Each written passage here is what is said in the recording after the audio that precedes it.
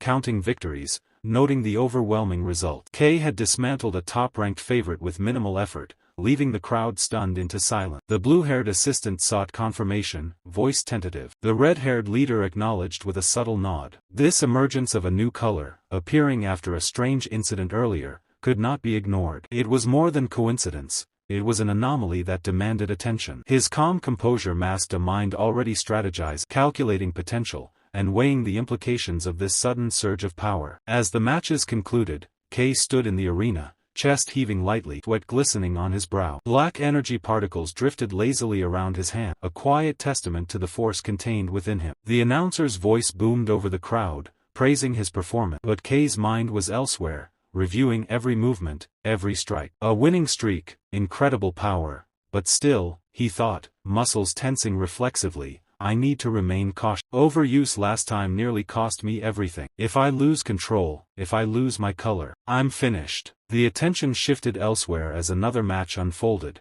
and Kay's focus briefly flicked to the arena floor. A massive wall of ice erupted unexpectedly, and he froze, astonishment flashing across his features. Cyan-haired girl, player 17, had claimed the field. She stood motionless, serene, sword sheathed, her opponent encased in frozen crystal beside her. Observers whispered in awe, praising her skill, noting the prestige of her family. Kay watched silently, calculating and measuring, absorbing the sheer precision and elegance of her power. Even the smallest tremor in her posture did not escape his notice. As she descended from the arena, Kay's gaze followed her intently. He noticed a slight shake in her step, subtle human flicker beneath the calm surface. When their eyes briefly met, she stared at him with an expressionless mask, registering his attention but revealing nothing. Kay tilted his head slightly, puzzled, but the moment was fleeting. She moved on, leaving him to process the strange mixture of power and vulnerability he had just witnessed. Every detail, every nuance, was catalogued internally. Kay's mind worked tirelessly even as his body rested. The announcer finally declared the first exam concluded, and the energy in the arena shifted with relief and tension alike. Bright yellow-haired figure stepped forward, addressing the crowd with measured authority. "Thank you for your hard work," he said, his tone both commanding and encouraging. He continued, outlining the schedule and moving swiftly to the next phase, acknowledging those who had failed with quiet dignity. Competitors were already struggling, their faces glistening with sweat as the brutal challenge pressed on. Murmurs ran through the crowd, blending with gasps and exclamations of frustration. "Geez, this is tough. Not even a moment to breathe," one player muttered, wiping his brow and shifting uneasily. "I hope the next exam is easier." Another nodded, shoulders tense, as though bracing for a storm they could feel approaching but could not yet see. The arena's heat pressed down, relentless, and the contestants knew that their endurance would be tested to the very limit. Bright yellow-haired observer's voice rang out, crisp and commanding. "Then the next test is—" But before he could finish, a presence cut through the tension like a blade. "Ah, wait," said Red Leader, stepping into view. The atmosphere shifted immediately, the air felt heavier, charged with expectation and fear. "The second exam will be led personally by me," he declared, voice calm but undeniably authoritative. Player after player froze mid-step. Recognition rippled across the crowd, eyes widening as realization struck. Murmurs spread uncontrollably among the contestants. "That person." Colorist read, someone breathed, disbelief clear in their tone. "One of Shining City's strongest colorists, famed for retaking the Black Lands and holding the highest number of subjugation achievements." Another voice, quivering, added, "I heard his destructive power is so intense even his allies hesitate to work with him. If he's in charge, there's no hope. We're doomed." Fear clung to every word, infecting the spectators and participants alike. Even seasoned competitors felt their stomachs tighten at the mere thought of enduring his trial. Bright yellow-haired observer frowned, voice low but cautious. "You're sure about this? The captain's going to scold you if he finds out something about changing the exam on your own." Red leader waved off the concern with a lazy smile, shrugging as if the weight of authority and consequence did not touch him. "It's fine. It's fine. I get nagged at every day anyway." The competitor's anxiety only deepened. "The test is simple," Red leader announced, sweeping his gaze over the trembling participant. "Just enduring." Crimson flames erupted from his hands like molten waves, spilling outward and radiating heat that pressed against skin, burned through clothing, and tested every ounce of resolve. The contestants gasped as the barrier expanded, encapsulating them in a suffocating sphere of fire. The oppressive heat roared around them, a living thing, daring anyone to resist. Every player understood instinctively. Failure here meant humiliation, perhaps worse. Red leader's voice cut through the roar of flames, calm but edged with menace. "I recreated the environment of a region I once experienced. It'll get pretty hot. The Black Lands are full of extreme environments humans can barely survive. Compared to those, this is nothing more than a warm stove. Simple, right? Endure it, and you pass. Fail, and you never had the qualification to begin with." One dull-haired boy groaned, sweat streaking his face as he staggered. "Ho, ho. It's so hot. This is supposed to be a warm stove. NGH, hot. What kind of place are the Black Land?" A dull blue-haired boy lashed out desperately, striking at the flames, but his attacks were absorbed without effect. "Ugh, impossible. My ability can't even scratch it. All I can do is hold on." Bright yellow-haired man thought quietly. "I heard he's been slacking on training lately, but Red's skills haven't dulled at all. Those rumors were exaggerated. Covering this many people with a barrier in an instant, his control is incredible. As expected of someone who has reached the peak." Suddenly, one of the spheres began to falter, cracked and flickering as a torrent of ice collided with it. Gasps erupted from both participants and audience alike as the fire barrier dimmed under the assault. At the center of this controlled chaos, the cyan-haired girl, player 17, remained utterly calm. Her sword was sheathed, her posture serene, and yet her power had shattered Red's flame with startling ease. Red leader's eyes narrowed in surprise and approval. "This is pretty good," he muttered. The Cyan family's power should have been his natural counter, yet she broke through immediately. This girl might actually deserve to be called a real prodigy. His gaze shifted to Kay, still trapped within his own sphere of scorching fire. Sweat ran in rivulets down his face, muscles trembling, mind racing. "I'm screwed.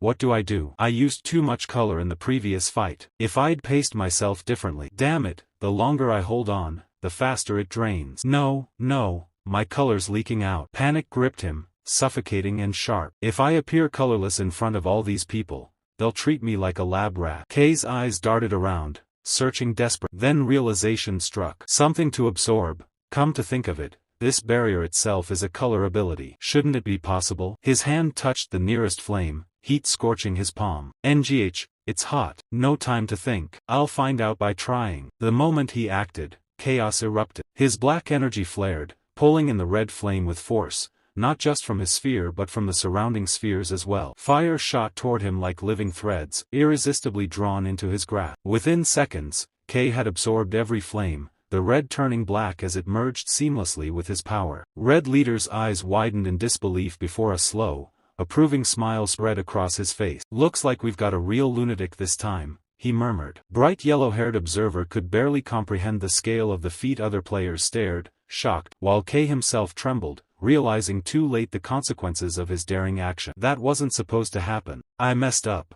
Time seemed to freeze for Ellie Cyan as the scene unfolded before her eyes. It was the moment Kay won his first match, when his face was revealed, along with the impossible sight of his black hair. Every spectator around her reacted with shock, whispering in disbelief, and even Ellie found herself questioning her own vision. This exam meant everything to her. She had trained relentlessly, pushing herself for the sake of her family's expectation. Yet now, she heard voices all around marveling at Kay. The emergence of an entirely new color felt unreal, something beyond anything recorded before. And although the feeling was faint, unease crept into her chest. Ellie had been raised to stand at the top of her family. Falling behind was never an option. And upsetting her sister, that was something she refused to risk. But Kay, his strength was undeniable. Even if she fought him with everything she had, she felt no guarantee of victory. Something about him went beyond simple strength, something she couldn't explain. What is he? She wondered, eyes narrowing slightly. But she forced herself to push the thought away. It didn't matter what he was. Next time, things would not go the same way.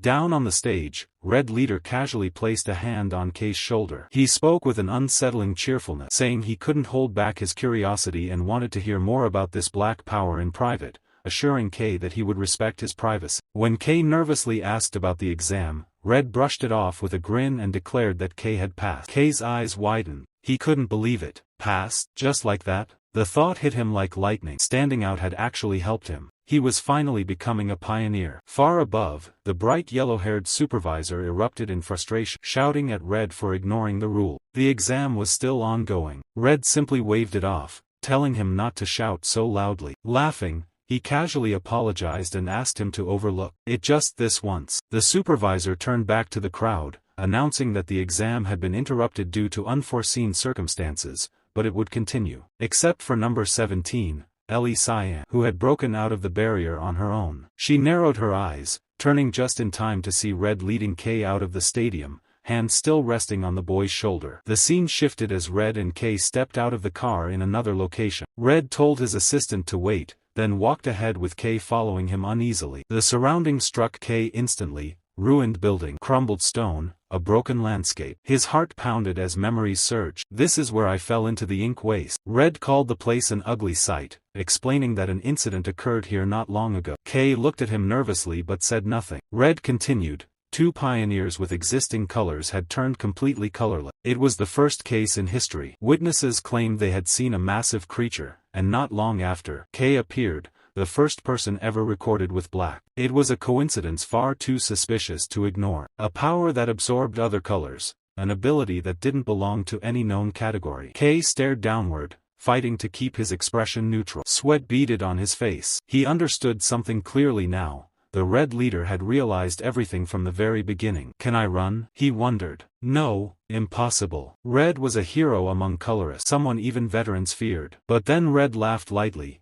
saying he was just testing his reaction. His real job was to understand what was happening in the region, but he admitted he was far more interested in Kay's ability. Whether it was truly the black color or something else entirely, he had never seen anything like it. Color abilities were normally simple, but they could never mix. Kay's power ignored all rules, and judging from the second exam, Kay couldn't control it at all. Absorbing everything around him had been proof. Kay lowered his head, struggling for words, trying to explain what had happened. But before he could form a sentence, Red's body began to glow faintly. He declared that they needed to run a test. Kay blinked in confusion, barely able to understand. Red raised a hand toward him and said he needed to know the limits of Kay's ability, how far it went, how it felt, how it worked. He instructed Kay to try absorbing his powers. Kay trembled, stuttering in panic. He warned him that it was dangerous, that something could go wrong. But Red laughed, telling him he was far too early to be worrying about someone of his level. He ordered Kay to stop talking and try it. Kay's thoughts spiraled. What if something went wrong? What if he couldn't stop the ability? Fear tightened in his chest. Red, on the other hand, had his own thoughts. Black, the color of the Black Land, a terrifying symbol, a force known for devouring everything. Leaving such a dangerous ability uncontrolled was unacceptable. Depending on how it worked, it could shake the entire foundation of the world. These words echoed in Red Leader's mind. Kay, his nerves were steady now. He grabbed the Red Leader's outstretched hand tightly. His voice trembled despite his attempt to act brave, insisting that if something went wrong, it wouldn't be his fault. But the absorption had already started. Red's energy flowed violently into him, a stream of blazing red light rushing through his arm and straight into his core. Heat bloomed inside him, blinding, overwhelming, so scorching he felt as if he were sinking into molten lava. His breath escaped in short, shocked bursts. It felt like boiling magma tearing through every vein. So this is Red's color, the power of the one they call a hero, he thought, struck by both awe and terror. Meanwhile, the Red Leader remained strangely calm, showing no signs of weakening. His thoughts sharpened for a moment, it's sucking without pause, like it's starving. Maybe because it's still immature, strong people like Red can resist the absorption. And what we saw in the exam wasn't everything. I still don't even know how absorbed colors are supposed to be used. Red tilted his head slightly, not pain, but understanding. The energy being drawn into Kay was changing as it entered him, shifting into a crimson-black mixture that began to circulate around Kay's body like a violent storm. Red's surprise as the unstable force gathered around Kay, wrapping him in a half-formed shell of monstrous power. That energy twisted his arm, reshaping it into a large, clawed limb, his skin turning monstrous on the right side. One look at him made Red think absurdly of a Naruto trying to control the Nine-Tails chakra. K's right eye burned red as he fought to restrain the transformation. The Red leader's expression hardened. If I didn't know better, I'd think he was a creature. So he really was involved. I'll have to figure out more about him later. But first, I need to put out the fire in front of me before he goes berserk. Red gathered energy in his hand, forming a dense, blazing sphere of flame meant to subdue K. But just as he prepared to strike, K's monstrous form wavered. Red didn't immediately understand why. Then K's consciousness dipped into darkness. Inside his mind, voices erupted, raw, chaotic, intense color, bring more, need it, overflowing, no reason to hold back, hot, want more, accept it, take it, wasteful, quiet, all this color, it's yours, bring more. The whispers pressed against him from every angle, flooding his senses with hunger and mad. Why do they keep appearing? The voices surged until K snapped, roaring back at them with everything he had. Shut up. His inner scream cut through the darkness. The crimson-black aura around him flickered violently, and then, slowly, began to fade. The corrupted energy evaporated into the air, leaving only K's collapsing, exhausted figure behind. He panted hard. K stared at his hand, trembling. Insane. I thought I was dead. Why did I go berserk out of nowhere? And right in front of a colorist. Fear crawled up his spine. He muttered that the sudden surge came from receiving far more power than expected, but at least the test seemed to be a success. Red let out a short, amused laugh. Even he looked impressed. If you want something, you have to take risks, Red thought silently. Then, with a nod, he announced the test was finished, and added one more thing. K froze. Red turned toward him, expression sharpening. He explained that he was the one assigned to investigate the recent incident, and since he accepted the request, he had to find the culprit. And right now, K looked like a top suspect. K's stomach dropped. Red continued calmly, saying more people were interested in the case than K realized. With K's abnormal ability and strange color, rumors would spread fast. The damages alone were massive. Hundreds of millions. Could K cover that? And money wasn't the real threat. If the city's leadership decided his power was dangerous, they could exile him, or worse, turn him into a lab subject. K's breath hitched. Damn it, there's no escape. And I'm technically a victim too. Desperation clawed at him. Red shrugged, pretending he didn't care much. Then he offered a path. If you come under me, maybe I can do something about it. Before Red could even finish, K bent forward in panic, shouting that he was in Red's care. The Red leader sighed heavily, telling him to listen first. He wasn't offering a free solution. K would have to repay him with a few favors. Could he handle that? K froze. Red turned toward him, expression sharpening. The landscape stretched dull and lifeless before them, a desert without color. The sand was gray, the sky was gray,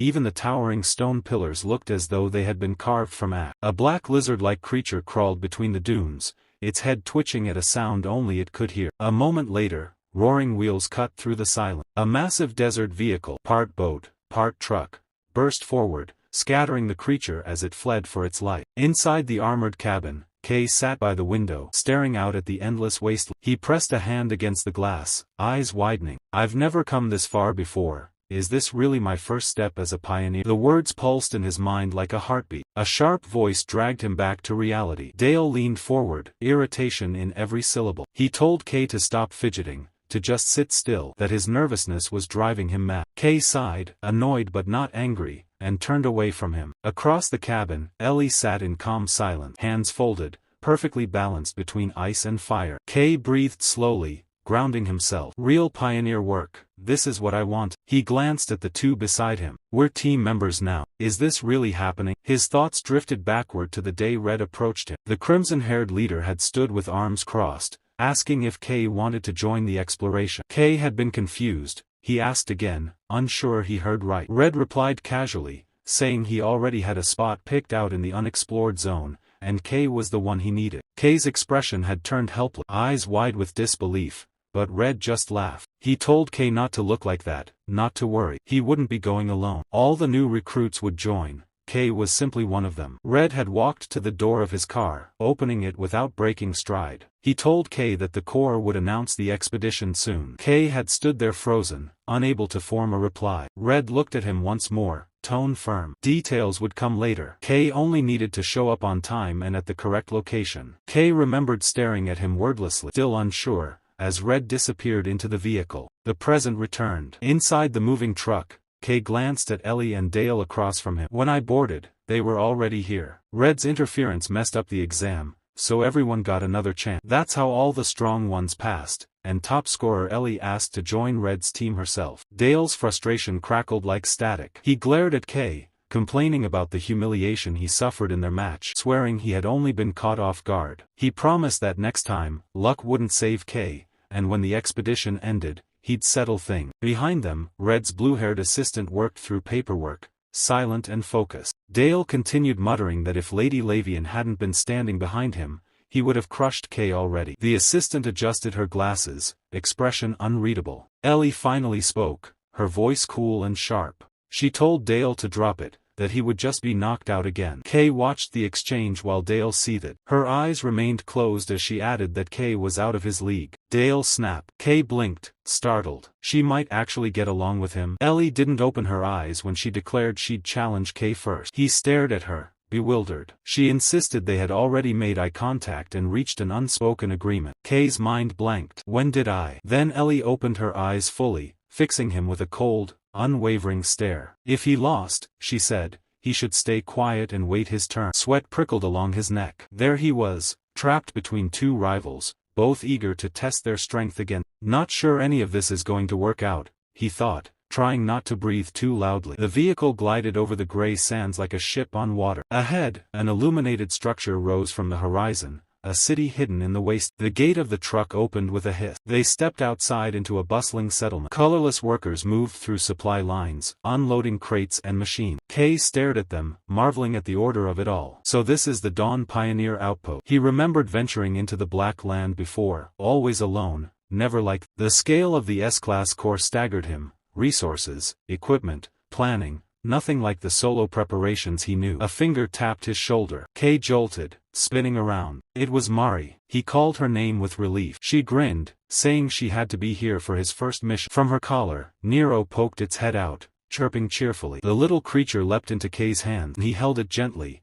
as if it were a child. Nero's eyes shone with joy. Kay thanked Mari for taking care of it. She waved it off, saying Nero was family too. Then she hefted a hammer in one hand and a wrench in the other. Joining the Corps expedition was a gift, her mechanical skills were needed, and the experience would be priceless. A powerful voice called out across the courtyard, ordering everyone to assemble. Kay and Mari looked toward the expedition leader as he announced that they would soon enter the Black Land. Kay handed Nero back to Mari, asking her to take care of it. She nodded confidently. Nero clung to her shirt, and she reminded Kay not to do anything reckless. He turned toward the staging area, lifting a hand in farewell. Mari called after him as he walked. Nero tried reach toward Kay, wanting to follow. Nero squirmed in Mari's palms, tail flicking restlessly. Mari tightened her grip gently. Okay, Nero, don't be sad, she whispered, trying to calm the small creature. But Nero twisted, slipped free, and launched itself in a sudden leap. Mari gasped, reaching to catch it. Hey,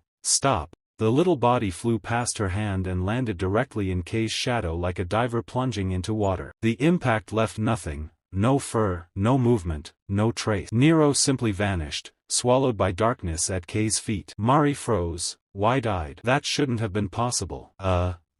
What's going on? Kay, hold up. But he was already too far away to hear, walking with his squad toward briefing. Her hands trembled as she stared at the ground where Nero had disappeared. She swallowed, trying to steady herself. It's no big deal, right? But the uncertainty clawed at her. The scene shifted to the expedition stage. Combat squads gathered beneath temporary floodlight. An orange-haired pioneer, Arancha, stepped forward and raised her voice. Get ready, we're heading into the Black Land. She held her spear high, the metal flickering under the lamp. Safety always comes first on every mission. Scouts reported unknown dangerous creatures in Area 21. An A-rank corpse was found there. It's extremely dangerous. Stay sharp. A dull blue-haired staffer rushed toward her. Lady Arancha. She turned, irritated. What is it? He pointed to the tablet in his hand. Chief Red took the new recruits. He left their assigned formation without permission. Arancha's eyes flew open. What? For real? The man gulped. Yes. It's true. Arancha's in charge of the site now. She dragged both hands through her hair and groaned. Sigh,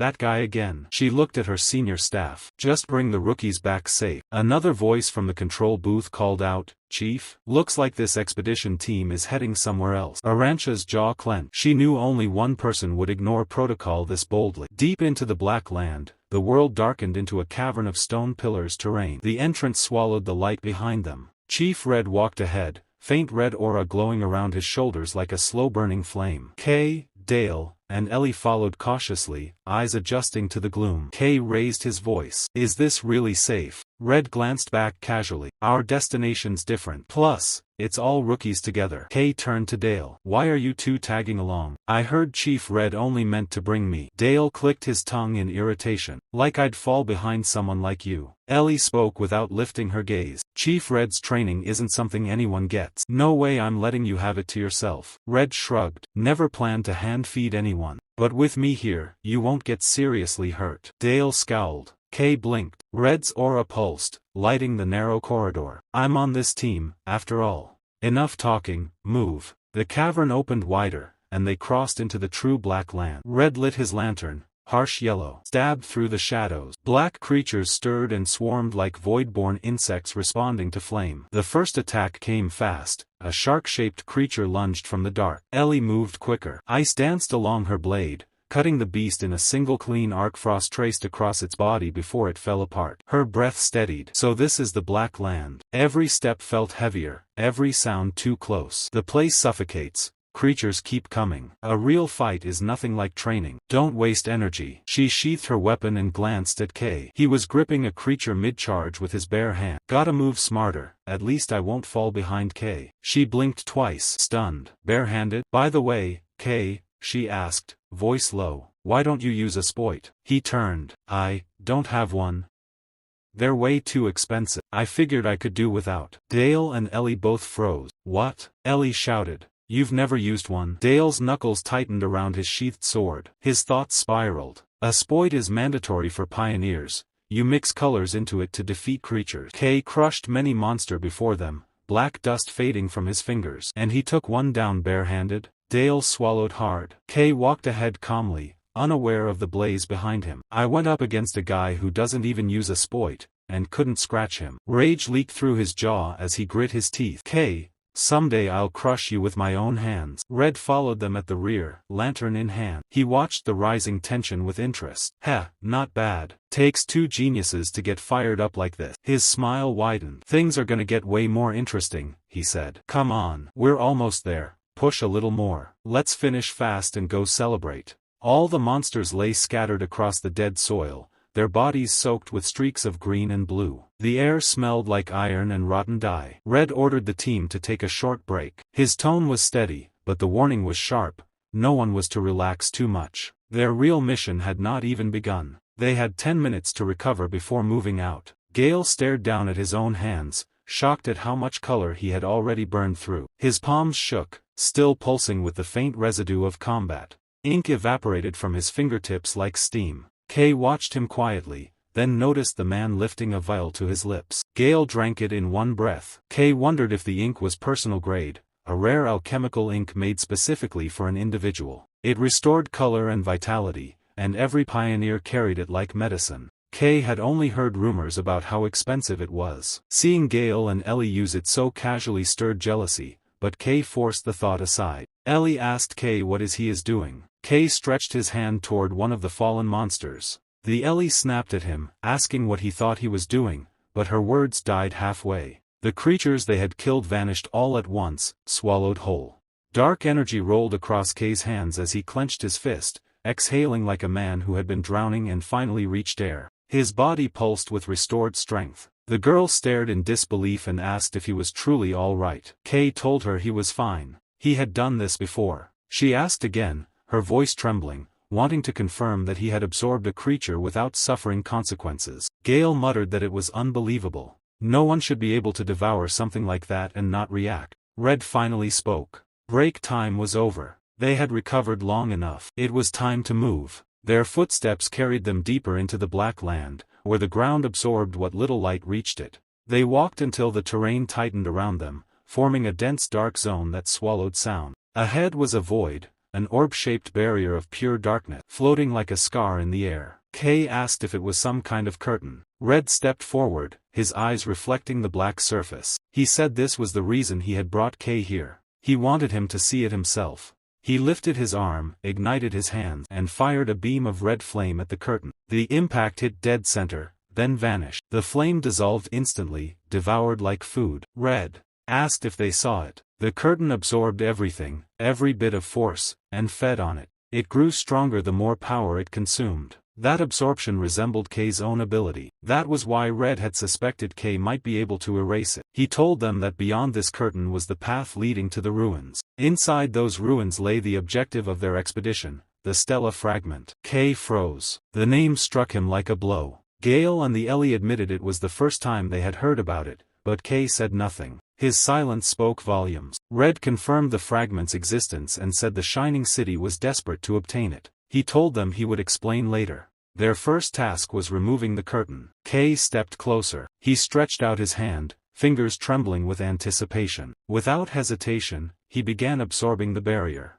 The reaction was immediate. The surface shuddered and widened, as though pulled inward by invisible claws. The others moved several meters back, stunned. Red watched the curtain collapse piece by piece and smiled with relief. Everything was unfolding exactly as he predicted. He laughed, almost proudly, saying Kay's power would become extremely useful from this point forward. Kay did not respond. Sweat traced down his neck. Absorbing the massive curtain required total concentration. Gale suddenly noticed the ground shaking beneath them. He asked why it was trembling so violently and said that the noise alone would attract creatures. His fear was answered a heartbeat later. A chorus of monstrous screams tore out of the darkness, so close and raw that even the two rookies flinched. Black creatures burst from their hiding places and charged. They moved like predators who had finally found prey. Gale and the Ellie raised their weapons instantly. Red only laughed. He called it quite a crowd and told Kay to focus on the curtain. Gale and the girl were ordered to wipe out the monster. They obeyed without hesitation. Gale lunged, his blade slicing through the creatures like they were nothing but soft paper. The girl raised her arms, ice spilling from her palms. Frost enveloped every monster that touched its edge,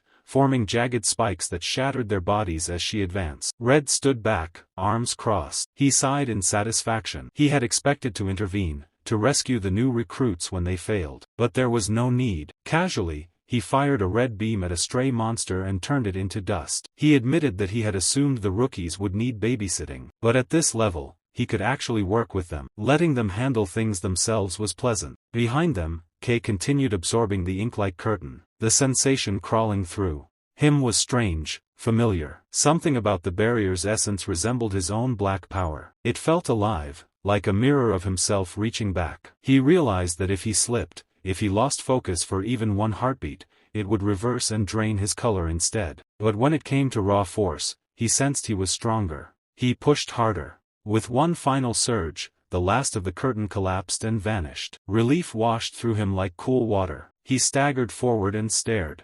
The barrier had been hiding a massive crater, a yawning abyss so deep he could not see the bottom. He wondered if this pit was truly the entrance to the ruin. Raising his voice, he called out to Red, reporting that the curtain was gone. Red smiled and praised him. His instincts had been right. He called to Gale and the girl, telling them to finish quickly and regroup. They didn't need to kill every creature, just clear the area. But before he could finish the sentence, his expression shifted. His eyes widened as if he were staring into death itself. He grabbed both rookies in a single blur of motion and threw them backward. At the same time, he fired a red beam straight ahead. The ground where they once stood exploded, carved by deep violent lines. Every nearby monster was shredded and fell from the air like rain. The rookies stared in disbelief. Gale stammered that what he had just seen was impossible. Only a few meters ahead, the earth was cut open cleanly, like the work of enormous claws. Red's face darkened. Now he understood, he said quietly. No wonder everything had gone so smoothly until now. He had received a report that a dangerous entity was lurking nearby. He simply did not expect that individual to appear so soon. A figure emerged from the shadows, dragging a weapon across the ground. Red said their time for fooling around was over. The newcomer was wrapped in darkness. Short black hair, an arsenal of obsidian weapons strapped to his back. His presence hovered between human and monster, as if he had been sculpted from night. Red ordered everyone to listen carefully. Kay stepped closer, confused, and Red handed him the torch. He told Kay they were entering the ruins immediately. The two rookies would go down first and begin locating the Stella fragment. Red insisted that with Kay's ability, he was capable of success. Kay reacted in disbelief and asked if they were really expected to do it alone. Red ignored his protest. He shoved Kay forward, telling him to stop complaining and go. Without hesitation, both rookies leapt into the ruin. Kay shouted after him, asking what they were supposed to do by themselves, but Red didn't answer. His gaze remained locked on the black figure. The rookies descended and crashed into a silent world. Complete darkness swallowed Kay's vision. A sharp pain pulsed across his skull as he tried to understand where he had landed. He wondered if this was truly the interior of the ruins. He raised the torch and flicked it to life. The light spread, and what it revealed made his breath catch. Towers loomed around him, broken skyscrapers, shattered windows, jagged beams of metal. Debris stretched endlessly into the shadows. Kay looked down at the ruins beneath him. Broken houses, twisted beams, and shattered debris stretched endlessly. Each fragment whispered of a world long buried, of lives erased. It was hard to believe that a place like this could exist underground. The air was thick with dust, carrying the scent of old stone and decay. Kay's mind raced, trying to comprehend the scale of it, when voices echoed faintly through the darkness. One complained about the light, or lack thereof, while another scolded them to stop whining and head toward a faintly glowing area ahead. Kay turned, heart leaping, and was relieved to see Gale and the Ellie approaching. He had assumed he was completely alone in this vast, forgotten expanse. The Ellie explained that they had wandered as well, sidetracked by Gale. He immediately asked what she meant, but she brushed him off, insisting they focus on where they were. Gale's eyes swept the area, taking in the vastness. The underground city was far larger than he had expected. Broken roads, collapsed towers, and corridors of rubble suggested a civilization that had once thrived in the depths. He muttered that it was unbelievable to have discovered traces of such a place and questioned how they could possibly find the Stella fragment in ruins this enormous, especially without knowing what it looked like. Kay agreed silently, thinking that searching blindly would take forever. His mind lingered on a thought: if Nero were here, the task would be simpler. Almost as if responding, a tug at his leg startled him. Kay looked down and froze. Nero stood there, small but confident, his dark fur blending into the shadows. Keeping his voice low, Kay whispered to the creature, asking how it had even gotten here. The Ellie noticed Kay speaking to something and tilted her head, asking if it was a creature. Kay hesitated, realizing he had been caught. Excuses wouldn't work. But then he considered, this might be the right moment. Nero could no longer remain hidden. Soon, as a pioneer, everyone would know of him. If Nero could help them, revealing him now might be the best choice. He called both Gale and the girl over. I have a way to find the Stella fragment quickly, he said, explaining everything that had happened so far. Gale stared at Nero, disbelief etched on his face. This tiny thing is the one you've been secretly taking care of? The one that will lead us to the Stella fragment? He asked. Kay nodded, assuring him it would find it in no time. Gale scoffed. Stop talking nonsense. If a creature like that existed, there's no way I wouldn't know about it. Kay insisted, but Gale refused to believe him. Finally, Kay gave up on arguing. He called Nero forward and announced that they would show Gale exactly what the creature could do. Nero leapt from the girl's hands, spinning in the air like a miniature black hole before transforming into a glowing white orb. Gale's jaw dropped, speechless. The Ellie looked on, heart sinking, as if she had just lost a pet she had grown attached to. Guided by Nero's light, the three continued forward. Gale muttered repeatedly, struggling to reconcile what he was seeing. A creature that followed a human, with unique abilities. It made no sense. He had never heard of anything like it and wondered aloud where Kay had even found it. Meanwhile, Kay whispered to Nero, asking if it could sense the Stella fragment somewhere in the ruins. Nero responded with a subtle flick of movement, affirming its detection. Kay counted on him, feeling a surge of hope. Then Nero froze, body stiffening, eyes locked on a faint dust-like shimmer drifting through the air. Kay realized the creature had found a trail. Is that it? He whispered, and without hesitation, Nero darted forward, vanishing into an opening in the ruins. Kay pointed toward the entrance. That leads to an underground passage, he said, surveying how far they had already descended. He sighed, thinking about how much deeper they still had to go. Gale, noticing the hesitation, asked mockingly, what are you waiting for? Scared? Kay shot back instantly, I never said I was scared, and stepped forward, determination in his voice. Inside, the space resembled an abandoned underground headquarters. The Ellie marveled at its size, remarking it was much larger than she expected. Kay's curiosity piqued as he pondered what the facility had once been used for. Following Nero's lead, he noticed the creature floating toward a sealed wall. Kay's heart raced. Nero had found something important. Before he could reach the seal, a tremendous impact shook the ground nearby. Stone fragments exploded outward. Kay froze. A massive shadow approached, each step cracking the earth beneath. Gale whispered, Nero definitely found something, though the unease in his voice betrayed his concern. All three stared in disbelief as a gigantic iron construct emerged from the darkness. It was an enormous robot, unlike any living creature they had faced. Ancient, mechanical, imposing. Its eyes gleamed faintly as it activated, scanning the intruders. The machine's gaze swept the Ellie first. Hashtag 81DF4, it announced. Gale followed, identified as hashtag 7D9C7. Then it turned toward Kay. Kay muttered under his breath that it seemed to be scanning their color codes, but his scan took far longer, stretching the tension in the air. Finally, the machine spoke again. Number 0000. Immediately, the robot sounded an alert. Black readings had been detected. All three were classified as threats. Removal protocol initiated. Before anyone could react, a single strike sent Kay flying backward. He barely raised his black energy in time, the force still hurling him across the floor. Frustration and adrenaline surged through him. The robot had attacked without warning, nearly crushing him with one blow. Gale and the Ellie shouted that it had attacked from behind as well. They charged from the front, drawing its attention. The robot's next punch sent a shockwave rolling outward. Kay braced, using black color to absorb the impact, but the effort strained him. Its strength was overwhelming, unnatural. What kind of machine could possess such power? The robot raised another arm, but ice intercepted it. Attacks from the Ellie, perfectly timed. Gale struck from the opposite side. The girl's eyes narrowed. Despite their efforts, the attacks left no lasting effect. She realized the robot wasn't alive, its defenses weren't biological. Her gaze caught a faint glow inside its core, swirling like ink. That had to be its weak point.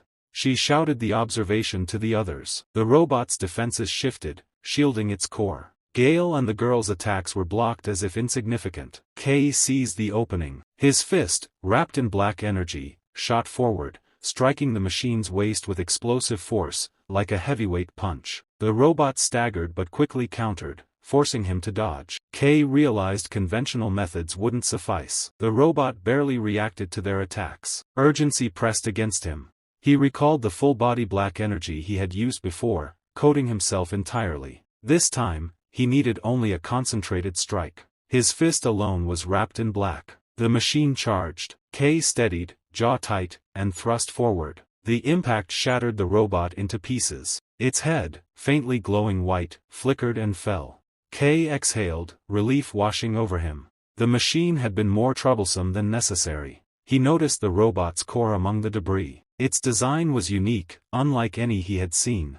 Maris would love this, he murmured, imagining the reaction of a fellow pioneer. But Gale and the girl had other priorities. They demanded to know what power Kay had just used. The girl insisted he explain it properly, so she could reference it in their future battles. Gale added that if he had a move like that, he should have used it sooner. Kay snapped, asking why they were complaining as if they were the victims. Before the argument could escalate further, the sealed door behind them began to grind open. The echo reverberated through the empty hall. Kay explained that his attack consumed enormous amounts of color, which is why it was reserved for emergencies. They all froze, eyes fixed on the opening. The door swung fully open on its own. Nero floated toward the new doorway, entirely filled with darkness. Then it returned to Kay's shoulder. Kay asked Nero if something was inside. The creature gave a subtle nod. He stepped closer. The darkness thickened, oppressive, like a curtain woven from pure shadow. Tentatively, he reached out. His fingertip grazed the veil, and it rippled violently, sending a wave outward. All three recoiled, staring as the shadow expanded. Then, almost as if alive, it pulled them forward. The force was irresistible. Gale shouted at Kay, demanding why he had touched it, but it was too late. The pull intensified, dragging all three into the gate. Inside, the world was consumed by pure black. Gale muttered angrily, "What kind of situation have we fallen into now?" The Ellie cried out, unable to see anything, asking if everyone was all right. Gale's hands roamed his body, then froze. He touched his arm, his chest, and looked down in disbelief. His color, completely erased. The Ellie saw the same thing. She had become entirely white. Only Kay remained unaffected, cloaked in black, standing silently in the oppressive darkness. Far from the buried underground ruins, a lone scorpion crawled across the cracked wasteland, its segmented body glinting faintly beneath the sun. In the distance, a magnificent city shimmered like a jewel against the desolation. Towers of polished stone reflected light across the barren plains, standing as humanity's defiant answer to the hostile world beyond its walls. Within that radiant city rose the Eastern Government Office, an imposing structure that radiated authority. Inside one of its upper chambers, the calm atmosphere shattered under the thunder of an enraged voice. A large, broad-framed official known simply as the chief slammed his hand against the desk, his expression twisted with fury. "Have you located him yet?" he barked. A subordinate stood rigidly before him, visibly shaken. Swallowing hard, the man reported that the individual in question was currently on an exploration mission, accompanied by the colorist known as Red. Lowering his head, the subordinate added that the boy had personally requested that the government refrain from interference. The chief's anger flared instantly. "Black," he snarled, as though the word itself tasted foul. "That cursed color." He paced the room, fists clenched. He could not believe Red,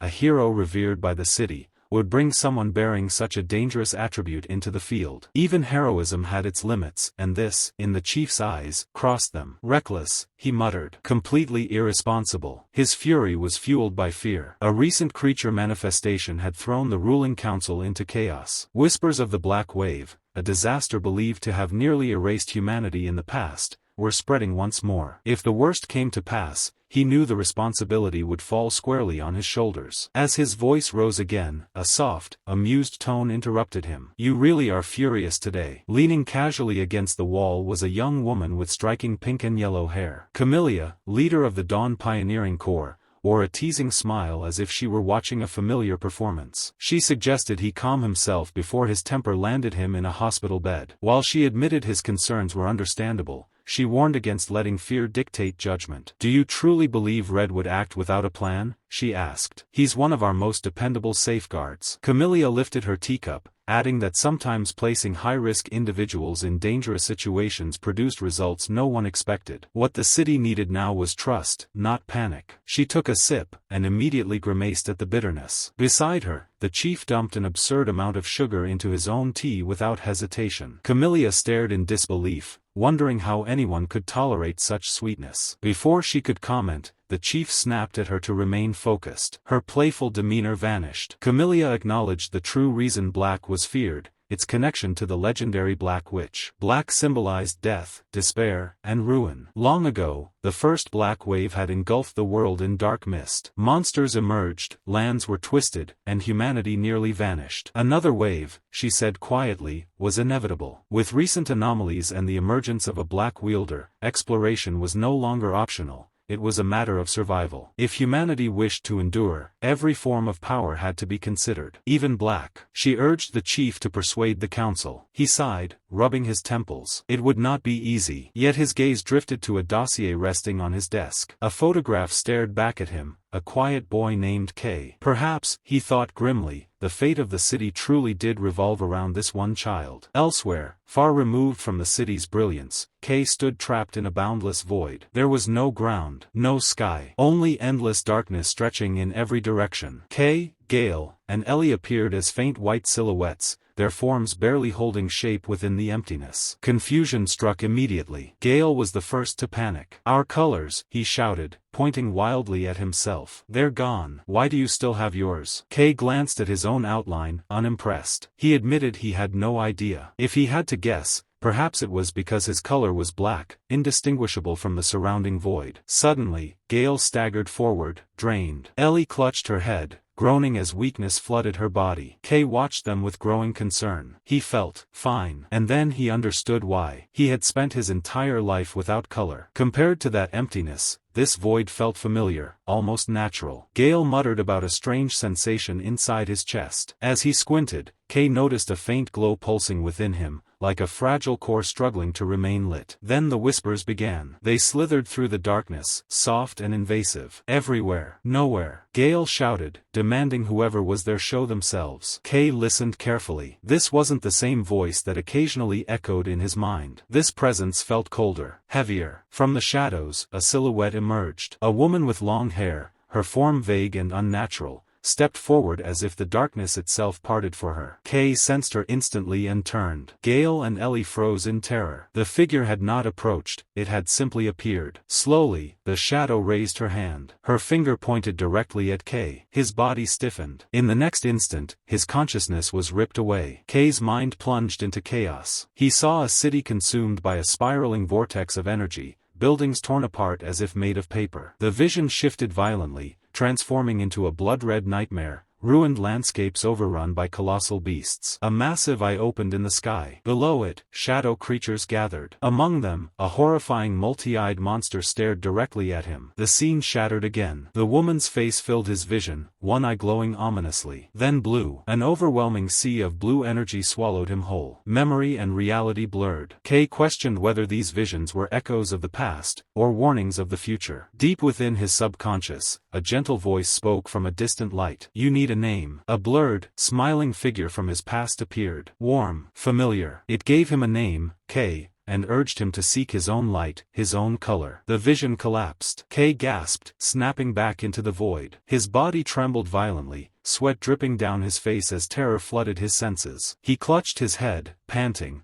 cursing the cruelty of these memories forcing their way into his mind. As the images faded, a single name lingered. Rumiel. Kay frowned in confusion. He didn't know who that was, or why the name felt important. Before he could think further, Gale screamed. The swordsman had lost himself entirely, swinging his blade at invisible enemies, roaring in madness. His attacks came dangerously close to Ellie, who cowered on the ground, begging him to stop. Gale's eyes had darkened completely, blood leaking from them as the void consumed his sanity. Ellie suffered no less. Black tears streamed down her face as she whispered apologies to her sister, trapped in a nightmare of her own past. Kay watched, heart heavy. This space was breaking them, and if they didn't escape soon, it would break him too. Dark tears slid down Ellie's cheeks, thick and unnatural, staining her trembling hands as she clutched her head. Her lips moved endlessly in apology, words meant for a sister who was not there. The memory trapped her was clearly tearing her apart from the inside. Kay watched helplessly. His chest tightened as he realized the truth. This place was not simply hostile. It was actively breaking them. The unseen presence, the endless darkness, the whispers buried deep in the void, all of it was eroding their minds. If they stayed any longer, they would not leave as themselves. They had to escape. Immediately. Just as Kay steeled his resolve, a familiar sharp sound cut through the oppressive silence. Kay's head snapped upward. A small, glowing white shape burst through the darkness,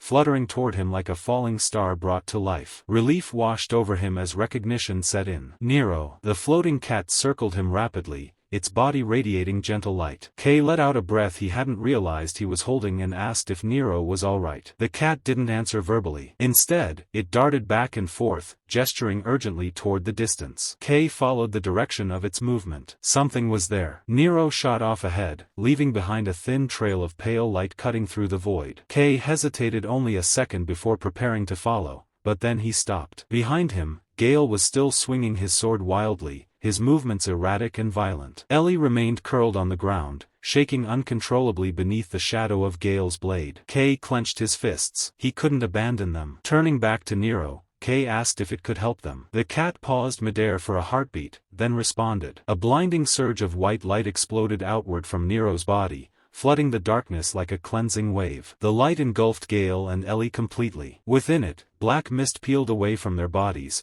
dissolving as if burned away by purity itself. Gale's screams cut off abruptly. His sword slipped from his grasp and clattered harmlessly to the ground. Ellie's sobbing faded into silence as the dark fluid evaporated from her face. The corruption was retreating. Kay watched closely, relief spreading through him as he saw their breathing steady and their bodies relax. The light slowly dimmed, leaving Gale and Ellie unconscious but no longer tormented. It worked, Kay muttered. He instructed them to stay where they were. They were safe for now. Turning back toward the glowing trail, Kay took a deep breath and followed Nero alone. The void stretched endlessly as he walked. Despite the guiding light ahead, frustration crept in. There was no landmark, no sense of distance, only darkness swallowing every step. Is there really something here? He muttered. That was when the whisper returned. Not around him, inside him. No color can touch you. Kay scowled. Enough with the riddles, he snapped into the emptiness. Whoever, or whatever, was speaking clearly enjoyed tormenting him with half-answers. Then he saw it. Far ahead, a point of light flickered, small, brilliant, and unmistakable. It shone like a star trapped in the void. Kay's irritation vanished instantly. He broke into a run. With every step, the light grew larger, brighter, until the darkness around it retreated. Kay slowed as he reached his destination, or replacing urgency. Before him stood a stone monolith, ancient and weathered. Embedded atop it was a radiant structure shaped like a four-pointed star,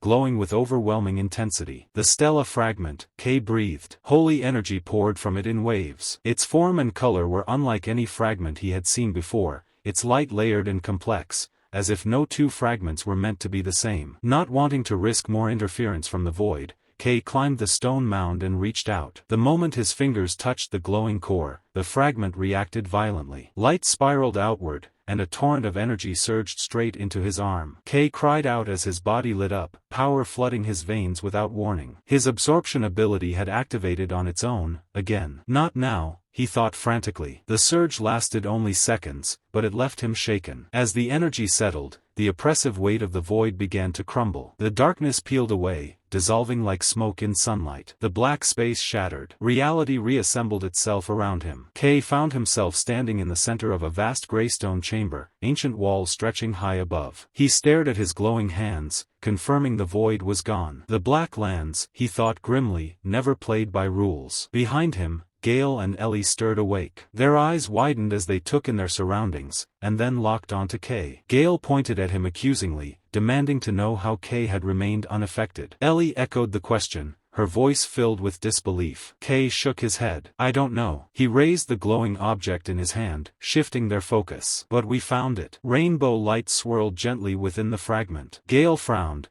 clearly unconvinced something so small could be what Red had described. Ellie, however, stared in amazement at the countless colors contained within it. Nearby, Nero floated silently. Its gaze never left the fragment. Kay reassured them he felt fine. No pain, no backlash. Then Nero drifted closer. Its eyes gleamed. Before anyone could react, the cat opened its mouth impossibly wide, and swallowed the stela fragment whole. Time froze. Kay's blood ran cold. Gale and Ellie screamed in unison, panic flooding their voices as they stared at Nero in horror. Kay could only stand there, stunned, his mind screaming a single question. What did you just do? Gale snapped at the floating cat, his patience finally breaking. He barked at Nero, warning him that the strange fragment was not something to snack on. When the cat ignored him, Gale lunged forward, grabbing Nero and shaking him harshly, shouting for him to cough it up. Kay panicked instantly, rushing in and yelling for Gale to let go, demanding he stop manhandling the cat. Before the argument could escalate further, sharp cracking sounds echoed through the chamber. Fractures crawled across the walls and ceiling like spiderwebs. Gale clenched his teeth and muttered bitterly that after everything they had gone through, this was how it would all end. The structure began to give way. Realizing the danger too late to argue, Gale shouted for everyone to move. Kay scooped Nero into her arms, and together with Ellie and Gale, they sprinted as chunks of stone crashed down behind them. The ground shook violently as the room collapsed inward. They barely made it into the corridor, stumbling into the hallway just as the entrance caved in behind them. Elsewhere, a separate team of pioneers stood before the enormous corpse of a fallen monster. Arantia crouched near a deep gouge carved into the earth. Her fingers hovered above the mark as she studied it closely,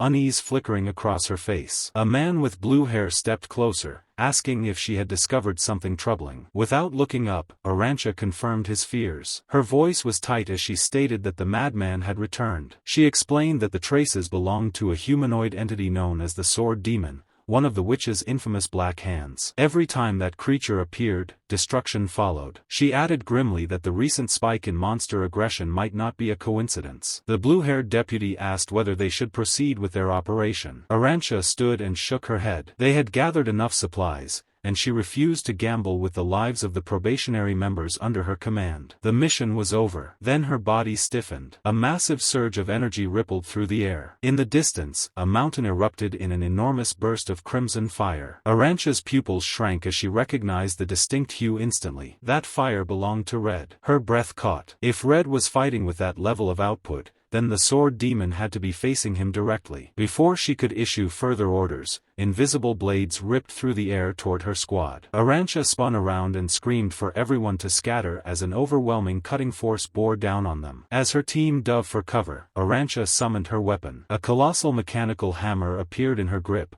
glowing with intense orange heat. Power flared in her eyes as she leapt forward, meeting the incoming strike head-on. With a thunderous roar, she brought the hammer down. Orange energy detonated outward, crashing against the dark slash and erasing it in a violent explosion. The shockwave tore through the air, but the threat was neutralized. Landing firmly, Arantxa wasted no time. She declared the expedition terminated and ordered an immediate withdrawal. Turning to her deputy, she instructed him to escort everyone back to the outpost. She had somewhere else to be. With a powerful kick, Arantxa launched herself toward the distant mountain. At the mountain's peak, a battle of apocalyptic scale was unfolding. Scarlet flames and black energy collided relentlessly, shaking the land itself. Red moved like a blazing comet, clashing again and again with the Sword Demon. Their weapons struck with deafening force, sparks and energy exploding with each impact. The demon seized a massive spear-shaped construct of darkness, its single white eye burning as it locked onto Red. With a furious howl, it hurled the spiraling mass of shadow forward. Red planted his feet and absorbed the strike,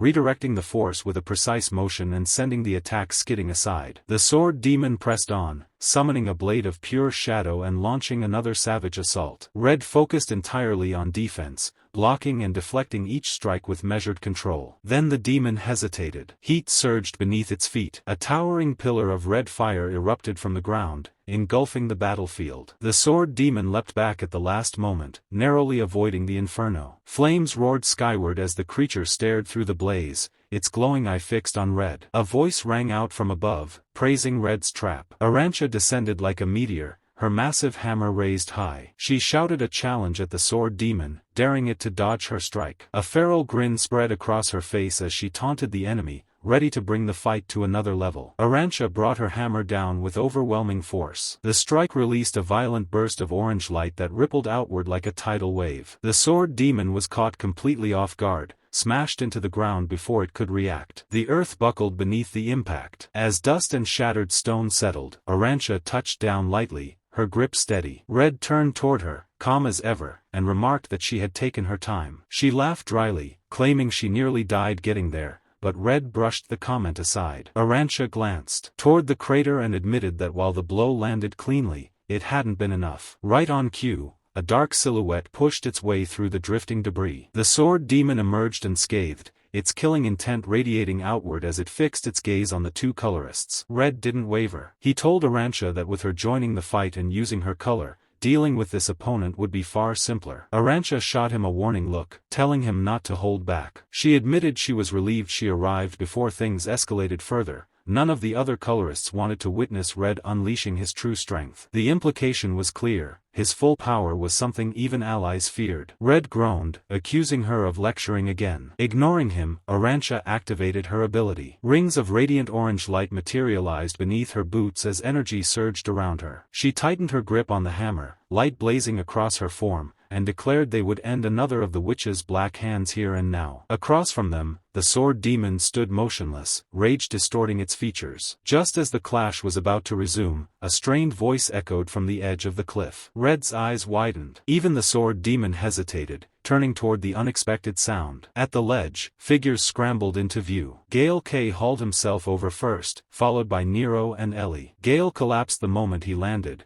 gasping for air and swearing he would never set foot in the underground ruins again. Kay froze. An instinctual chill ran down his spine. Slowly, he lifted his head, and locked eyes with the sword demon. Behind the monster, Red and Arancha stood blazing with power. Kay realized too late where they had stumbled into. Red and Arancha cursed under their breath and surged forward, trying to intercept. Red shouted for the trio to get out of the way. The sword demon ignored the colorists completely. Its attention shifted to the weakest targets. With terrifying speed, it charged straight at Kay, Gale, and Ellie. Gale reacted on instinct, drawing his sword. Ellie did the same, forcing her exhausted body to move. They stepped forward together, desperate and defiant. The sword demon swung. The impact was absolute. Both weapons shattered instantly, fragments scattering across the ground. Gale and Ellie stared in disbelief, their minds unable to process what had just happened. Gale felt his thoughts go blank. His reinforced blade, gone in a single blow. In that moment, he understood the truth. The difference in power was hopeless. Death was coming. The sword demon raised its weapon again. A blade of white energy tore through the air. Kay moved without thinking. He threw himself forward, placing his body between the attack and his teammates. The strike severed his left hand cleanly. Pain exploded through him. Kay bit down hard, forcing himself not to scream. Ellie cried out his name. Gale shouted in horror as the sword demon loomed over them. Kay collapsed backward, blood pouring from the wound. The monster advanced. It smashed Gale aside with a brutal knee strike,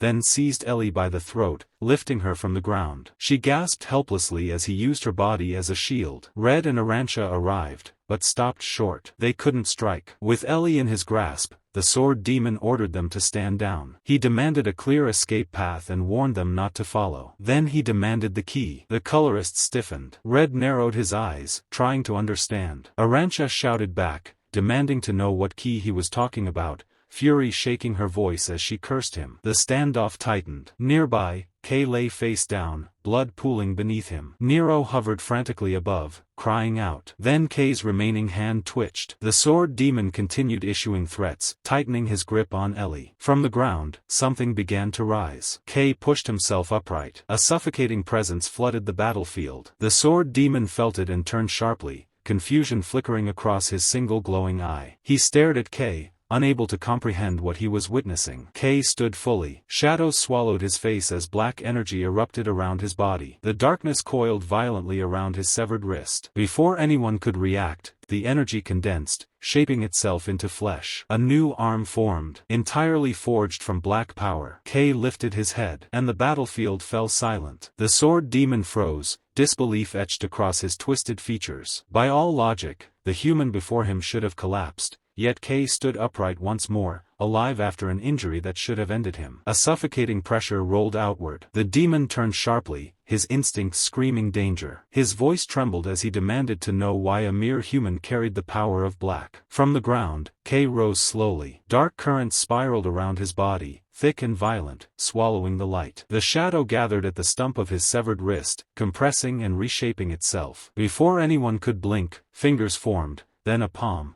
until an entire arm took shape, forged entirely from darkness. The sword demon staggered. That was impossible. Before he could react, a violent surge of black force slammed into him, hurling his massive body backward like a broken doll. Arancha and Red both stared, stunned by the sudden reversal. The demon clawed at his throat, gasping. An unseen grip tightened around his neck. Kay stepped forward. The sword demon was lifted off the ground, suspended helplessly in the air, shadow binding him like chains. Seeing the danger escalate, Arancha immediately ushered Ellie and the others away, forcing them to retreat to safety. Red watched silently, jaw clenched. The black energy was unstable, too aggressive. For a moment, he feared Kay's mind might already be slipping beneath its weight. The sword demon thrashed, staring at Kay's looming figure. A horrifying thought crossed his mind. Had the boy become something like the Black Hands themselves? The pressure increased. His armor creaked, then warped. Pain exploded through his body as he realized something far worse than damage was happening. His existence was being drained. This wasn't an illusion. Staring into Kay's glowing eye, recognition struck like lightning. The sensation, this power, it matched her. In that instant of clarity, the demon understood the truth. Kay was the one they had been searching for. He was the key. From Kay's shadowed form, enormous jaws of darkness emerged, ringed with razor-like teeth, closing in to devour the demon whole. Panic surged through the sword demon. With a roar, He drew his weapon and unleashed a desperate storm of strikes, carving through the shadow constructs to tear open a path. He couldn't win like this. Abandoning defense, the demon rushed forward, aiming brutal blows at Kei's limbs, intending to cripple him. The attack landed, and stopped dead. A sharp metallic crack echoed across the battlefield. The sword demon's eyes widened. Kei hadn't moved. His blackened arm had caught the blade barehanded. The demon stared in disbelief, unable to understand why his strike had failed. Kei's grip tightened around the weapon, shadow coating his fingers like steel. Sensing the shadow jaws closing again, the sword demon tore himself free and leapt backward, narrowly avoiding being torn apart. He landed hard. More shadows erupted around him instantly. Sweat ran down his face as he admitted, too late, that he had underestimated the boy's power. Then another presence surged forward. Arancha charged in, fury blazing across her face. She shouted that she was done watching. Her massive mechanical hammer swung with earth-shaking force, forcing the sword demon to block. The impact rattled his entire body. She screamed at him, demanding to know if he wanted to die. The next strike came down like judgment. His blade shattered. The sword demon howled as the hammer crushed him into the ground. Arancha pressed down relentlessly, eyes burning with intent to end him once and for all. But the monster made a decision. He had found the key, and survival mattered more than victory. In a sudden burst of speed, the sword demon tore free and fled. Arancha froze for half a second, then erupted in rage, screaming after him for daring to escape after the destruction he had caused. When she saw the direction he was heading, panic cut through her fury. She shouted for Red to stop him before he reached the depths. The fleeing demon halted abruptly. A voice echoed ahead. Colorless Red stood in his path. His eyes glowed crimson as he calmly asked where the monster thought he was going. Red raised his sword. Scarlet fire crawled along the blade as he poured his color into it. He unleashed his ultimate art, a single downward slash. The strike was instantaneous. The sword demon's left arm was severed cleanly, spinning through the air as a massive fissure ripped open the ground behind him. The demon screamed, clutching his ruined shoulder, shock freezing his body as blood poured freely. The battlefield fell silent once more. The sword demon stared at his severed arm, dread flooding his single glowing eye. The energy burning through the wound was unmistakable. Chroma. Before he could curse properly, crimson pressure surged again. Colorless Red moved like a blazing comet, closing the distance in an instant. His expression was cold, murderous. He reminded the creature of his earlier words, that this would be a proper battle. With fury blazing in his gaze, Red declared he would send the demon to join the rest of his fallen kind. What followed was merciless. Scarlet blades of energy tore through the air in rapid succession, carving the battlefield apart. The one-armed sword demon staggered under the assault, desperately deflecting each strike with his remaining weapon. Sparks, blood, and scorched earth exploded around him. It was hopeless. Snarling through blood-stained teeth, the demon swore that the next encounter would end differently. He vowed that the key would be his. Then, gathering what little strength remained, he hurled himself backward, dissolving into the shadows. With a thunderous leap, he vanished into the abyss beyond the cliff. Colorless Red stood still, staring into the endless darkness where the monster had escaped. Arancha rushed to his side, hammer already raised, eager to pursue. Red stopped her with a sharp warning. It was too dangerous. She stomped the ground in frustration, furious that the enemy had slipped away so close to defeat. Red's gaze remained fixed on the blacklands below. He admitted grimly that this was as far as they could go. Even with their power, the depths themselves acted as a barrier. The group regrouped. Arancha bowed her head, apologizing for slowing the mission down. Red smiled faintly, reassuring her, and Ellie, Tyne, and Gale, that their survival mattered more than anything else. Then his expression hardened. He looked past them. What about him? All eyes turned to Kei. He stood motionless, swallowed by writhing black shadows. His body was barely visible beneath the dense aura, and Red couldn't tell if the boy was even aware anymore. What shocked him most was how the darkness beneath their feet was flowing into Kei. Red had expected danger. He had not expected this. As the echoes of battle faded, the oppressive black energy began to thin. The shadows peeled away from Kei's form like smoke dispersing in the wind. The team watched in tense silence. Arancha took a nervous step forward, but Red raised a hand, signaling her to wait. Kei swayed. His eyes rolled back. Then his body gave out. He collapsed face first into the ground. No one spoke. They stood over him, staring at the unconscious boy who had wielded power rivaling monsters from legend, each of them silently questioning what, or who, he truly was. Far away, deep within the darkness, the sword demon staggered forward, clutching his bleeding shoulder. Pain racked his body as he cursed under his breath. Black energy churned. Slowly, grotesquely, his severed arm began to reform. Before he could steady himself, laughter echoed through the void. A mocking voice asked if he had been beaten senseless. Two figures emerged from the shadows, girls with green and black hair, their presence splitting into multiple overlapping forms. Viper. They circled him, grinning, openly teasing his battered state. They demanded to know who could possibly injure someone of his rank. One of them crouched, brushing her fingers across the scorched ground. Her eyes gleamed as she recognized the traces of overwhelming red heat. Colorless red. She laughed, calling it a miracle that the demon had survived such a fight. Irritated, the sword demon snapped at them to leave him alone. Viper didn't care. She casually remarked that while the red human was terrifyingly powerful, his style burned through his own life force, and that such fighters always destroyed themselves eventually. Then her tone shifted. She chased after him, pointing out that he still hadn't answered her real question. Had he noticed? The barrier, the black witch's curtain sealing the ruins, had opened. She asked who had done it. And how? The sword demon said nothing. Inside, he cursed her stupidity. There was no chance he would share information that valuable. If the truth about the key became public, he would lose everything. His eye glowed possessively. The boy was his. Seeing his silence, Viper sighed dramatically, calling him boring. As he walked away, the twins giggled, mocking him for being so obviously secretive. They quickly lost interest. The dominant twin shrugged, saying it didn't matter. They would uncover the truth themselves. Her green eye gleamed as she looked toward the distant city. If the curtain had opened, then humans were involved. Standing before a colossal, tentacled silhouette hidden within the dark, Viper smiled. Since they had a lead, it was time to stir the waters. The radiant city rose from the wasteland like a promise, its towers glowing against a world steeped in danger. Within one of its quiet medical wards, Kay lay motionless on a narrow bed. His hair had returned to its original pale shade,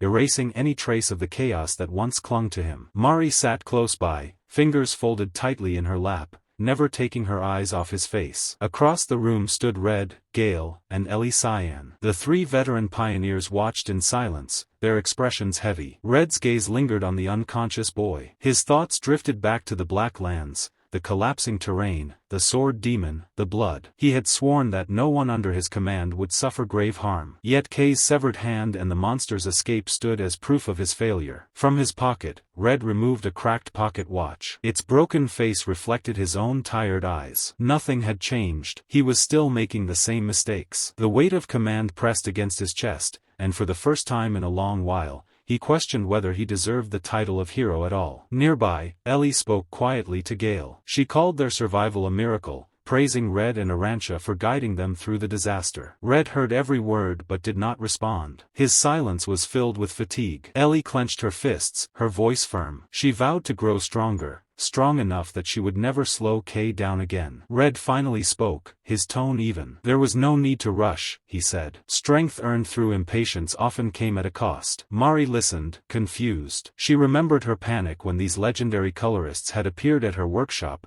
claiming to be Kay's companions. She had expected monsters, not people who now stood guard over him. Despite everything, they seemed sincere. She looked back at Kay, wishing he would wake up. The nurse had assured her there were no lasting injuries. It was only a matter of time. Breaking the silence, Red asked for her name. When Mari confirmed it, he reassured her that Kay's body was stable. Then his voice sharpened slightly. There was something else he needed to know. He asked about a small creature, Nero. Before Mari could answer, a ripple of darkness stirred behind Kay's pillow. Gale stiffened. His eyes widened as he pointed toward the bed, shouting in disbelief. The creature had finally shown itself. A small black cat sat calmly beside Kay's head. Gale cursed loudly, demanding to know where it had been hiding. He turned to Red, explaining that this was the animal that had swallowed the Stella fragment during the mission. Its disappearance had nearly caused them serious trouble during their report. Red frowned, still studying the cat. Gale, losing patience, lunged forward and ordered the creature to come with him. Nero reacted instantly. With a sharp strike to Gale's face, the cat darted into the air. Gale staggered back, swearing furiously as Nero fled straight into Mari's arms. Mari gasped, then laughed in relief as she hugged the small creature. She admitted she had suspected all along that Nero had been hiding within Kay's shadow. Feeling his warmth reassured her. He was safe. Red watched closely. Too closely. Something about the cat unsettled him. A sense of recognition stirred deep within his mind,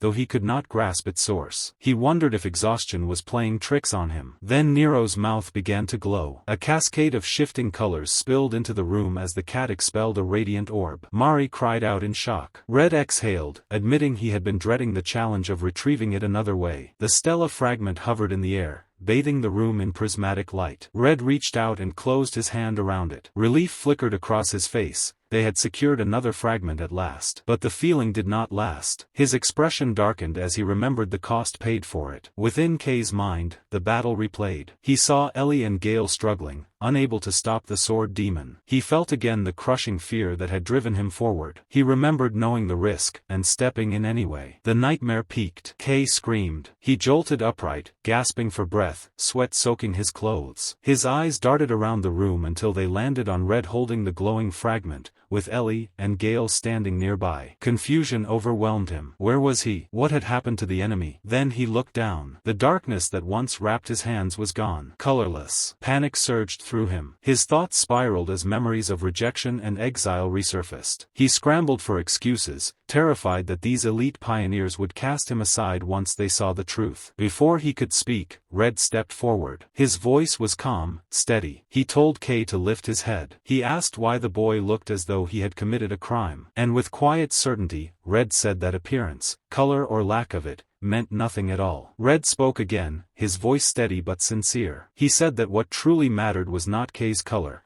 but how the team had performed during their first real operation. He admitted openly that he had never expected the rookies to succeed in locating a Stella fragment so quickly. A faint smile appeared on the captain's face. With a tone that carried both warmth and warning, Red told Kay that from this point onward, he would be trained relentlessly. There would be no special treatment. With that declaration, he formally welcomed Kay into the Red team. Kay froze. For a moment, words failed him. The realization struck hard. He had not been rejected. The fear that had haunted him for so long dissolved in an instant. His shoulders relaxed, and a quiet smile spread across his face. Acceptance. At last. Looking up, Kay returned Red's gaze with bright eyes and a determined grin, silently promising he would rise to every challenge ahead. Red turned toward the exit, announcing that the recruits were free to talk among themselves before dismissal. Lifting the Stella fragment slightly, he added that he had urgent business with Lord Luminous. Until further notice, the team was to rest and remain within the facility. With that, the captain departed. The medical room fell quiet, leaving Kay, Mari, Ellie, and Gale alone. Ellie was the first to speak. She asked Kay carefully if he remembered anything that happened after he lost consciousness during the fight. Kay stiffened. His voice wavered as he admitted that, despite Red's instructions to keep things discreet, his memory of that period was fragmented at best. Ellie released a tired breath and let the question drop. Everyone had things they couldn't explain, she said. Kay quickly insisted he wasn't hiding anything,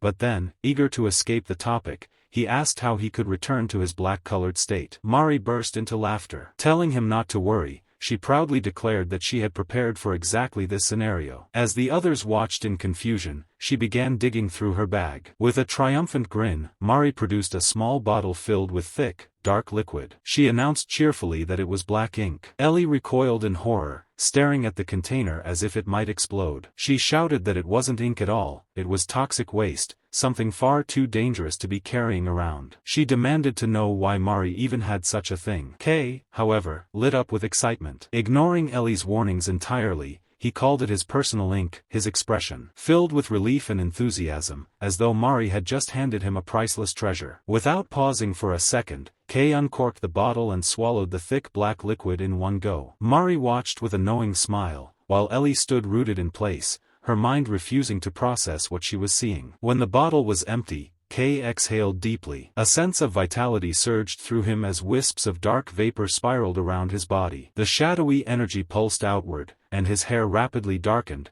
returning to a deep, inky black. He curled his fingers into tight fists and declared, with certainty, that he was back to full strength. Mari clapped her hands in delight but quickly added that the amount he drank was far from sufficient to completely replenish him. She suggested stopping by her workshop to stock up properly. Kay's face lit up, and he agreed without hesitation. From the side of the room, Gale cut in, his voice sharp. He said their conversation was pointless and announced that he was leaving. Before stepping out, Gale stopped. His gaze locked onto Kay, heavy with distrust and unresolved anger. His eyes lingered on Kay's arm, perfectly restored, as if it had never been severed. Gale's thoughts raced. Regeneration at that level was a rare ability, something only elite colorists specialized in. How could someone like K achieve something so absurd? He demanded to know why K had thrown himself into danger during the fight. The memory replayed vividly in Gale's mind, K leaping forward without hesitation, positioning himself between the sword demon and the others. Gale remembered the shock of watching K absorb a devastating strike that had been meant for them. K hesitated, unsure how to respond to the hostility in Gale's voice. Carefully, he explained that he had sensed everyone was in danger and believed his power might be able to stop the attack. He admitted quietly that he had miscalculated,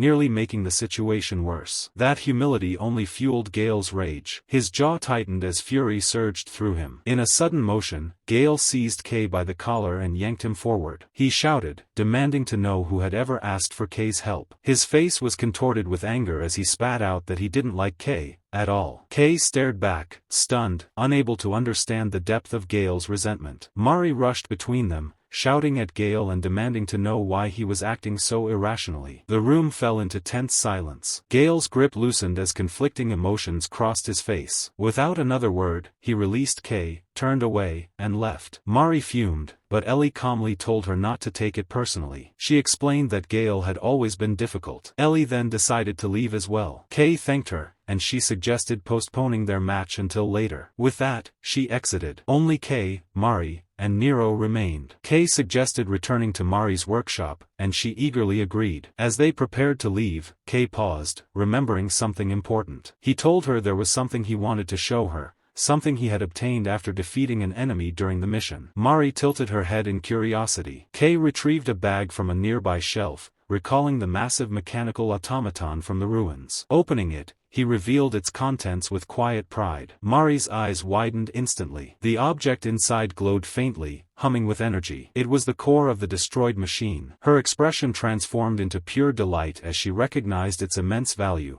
her excitement barely contained. Elsewhere, within a vast and radiant palace, colorist Red walked alone through a silent corridor. His expression was composed, yet burdened with thought. Reaching his destination, he stepped into a grand chamber drenched in golden brilliance. At the top of a long staircase stood a figure enveloped in shifting, rainbow-colored light. Red announced himself as he approached. A woman with flowing pale hair and an immaculate white gown greeted him calmly, saying she had anticipated his arrival. Standing before her, Red stated that, for the first time in a long while, he had good news. Just as she had foreseen, they had discovered a method to open the Black Witch's curtain. Lord Luminous turned slowly to face him, her luminous presence filling the hall. Back at the workshop, Mari was completely engrossed in the mechanical core K had brought her. Tools lay scattered across her worktable as she carefully took the device apart piece by piece. Her eyes sparkled with excitement as she compared its inner structure to diagrams she had studied in ancient engineering texts. She muttered to herself in awe, noting that the mechanism aligned perfectly with Lost-era designs. While it still relied on ink as an energy source, just like modern machines, the efficiency was on an entirely different level. What fascinated her most was that the ruined golem had continued functioning for so long using nothing but degraded ink. Meanwhile, Kay sat off to the side, slouched and unimpressed, with Nero curled lazily beside him. Watching Mari's enthusiasm, he tilted his head and questioned whether the core was really that remarkable. To him, it looked no different from other machine parts. Mari snapped her head around and shouted that he had no idea what he was talking about. She explained that artifacts like this were unbelievably rare,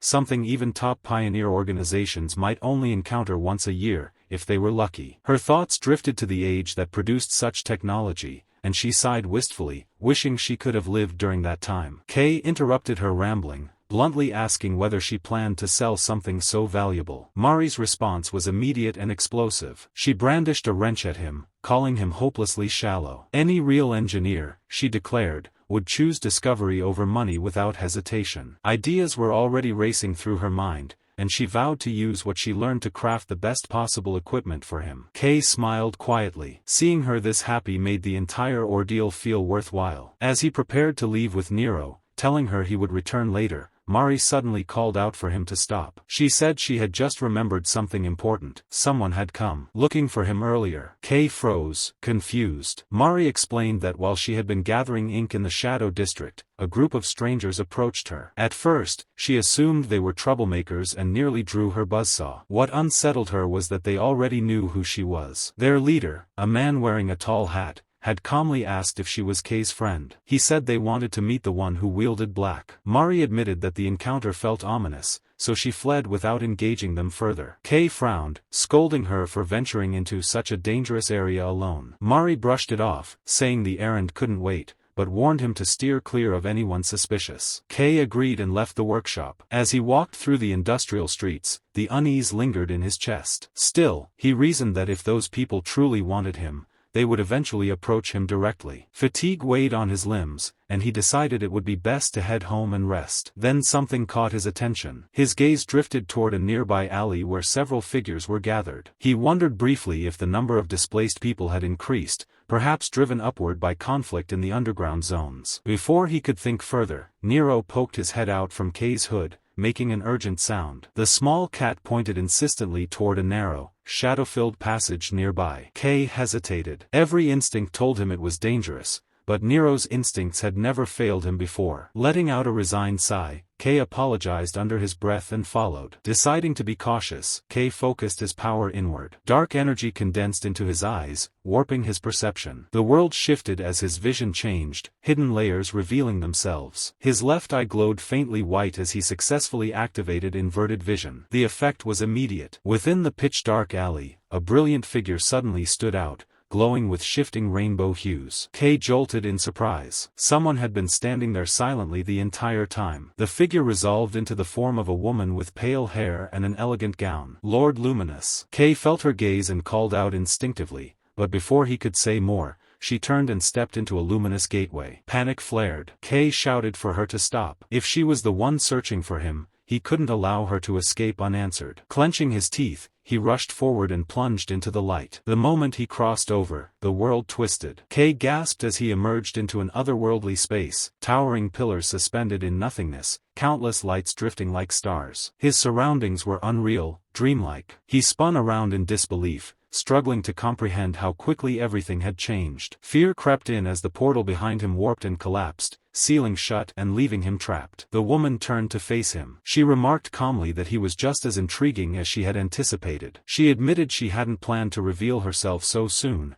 but praised him for being the one to discover her first. Kei swallowed hard, barely managing to ask who she was. With a gentle smile, the woman introduced herself as Celestia, and greeted him as the Child of Black. She stood calmly before him, yet her presence flooded the space with overwhelming sanctity. Kei froze, staring at her in disbelief. Light poured from her body in every hue imaginable, blending together in a way that defied logic. His skin prickled as cold sweat rolled down his back. Only one person fit this description. Realization struck him like a hammer. This woman wasn't merely connected to the Shining City, she was its ruler, the current Lord Luminous. Fear clenched his chest. Kei couldn't understand why someone of her standing would personally descend into the shadows just to observe him. As questions raced through his mind, the radiant brilliance around her triggered something deep inside him. His thoughts fractured. A violent static erupted within his consciousness, drowning out reason. His vision blurred as countless distorted murmurs surged back, voices he thought he had suppressed. Panic gripped him as those whispers grew louder, more frenzied, united by a single desire. They wanted her light. They demanded it. The hunger was unbearable. Darkness swallowed Kei's eyes completely as the black influence surged, pushing past his resistance. An overwhelming command echoed inside him, urging him to seize that radiance and consume it without delay. Across from him, Celestia noticed the abrupt change. Her gaze sharpened with interest as she observed the black energy spilling outward,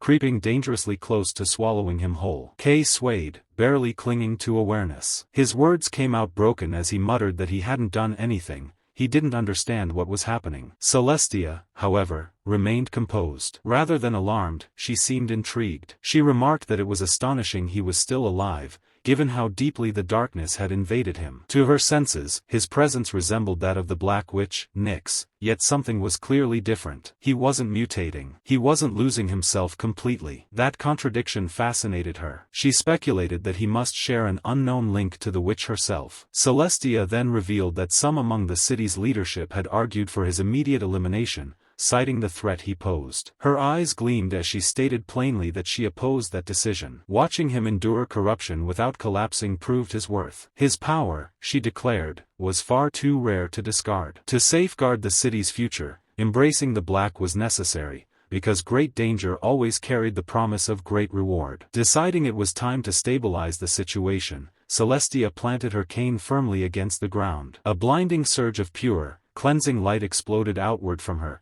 crashing into Kay like a tidal wave. The darkness shattered instantly. The oppressive pressure vanished, leaving Kay gasping as he dropped to one knee, clutching his head. His breathing was ragged, his thoughts still reeling. Of all the times the voices had spoken to him, that one had been the clearest, and the most terrifying. Celestia asked calmly whether he had heard her voice. Kay hesitated, uncertainty etched across his face. He admitted he wasn't sure. She laughed softly, her tone lightening, and told him to relax. There was no need to tense up. She explained that she had simply wanted to see him for herself after hearing everything from Colorless Red. Before continuing, she added that there was something she needed to say first. Her thanks. Kay blinked, confused, and asked what he had done to deserve gratitude. Without answering immediately, Celestia reached into a ripple of shimmering light and drew out a familiar object. The Stella fragment hovered in her hand, glowing brilliantly. She explained that very few people understood its true significance. Kay, she said, had earned her appreciation for retrieving such a precious light. Embarrassed, Kay quickly replied that the achievement belonged to Red and the rest of the team, not him alone. Celestia acknowledged this with a nod, but her gaze sharpened as she corrected him. What truly mattered wasn't the retrieval, it was the fact that he had opened the Black Witch's curtain. She asked him whether he truly understood what that meant. Kay stood there, stunned, unable to respond. Celestia then revealed the truth. Not even someone like her, a luminous, had ever managed to open those curtains. The barriers could only be unlocked by the Black Witch herself. Across the Blacklands, countless Stella fragments lay sealed behind those veils. The city had fought endlessly to obtain them, yet every fragment they possessed so far had only been acquired by chance, exposed beyond the curtains. Kay stared at her, completely lost. He admitted that he didn't understand why she was telling him all of this. He didn't even know what the fragment was used for, or why it mattered so much. Celestia paused, then gave a soft, knowing smile. She admitted that she should have explained the fragment's function from the beginning. Words alone, she decided, would never be enough. Some things had to be seen. Her gaze sharpened as she issued a quiet warning.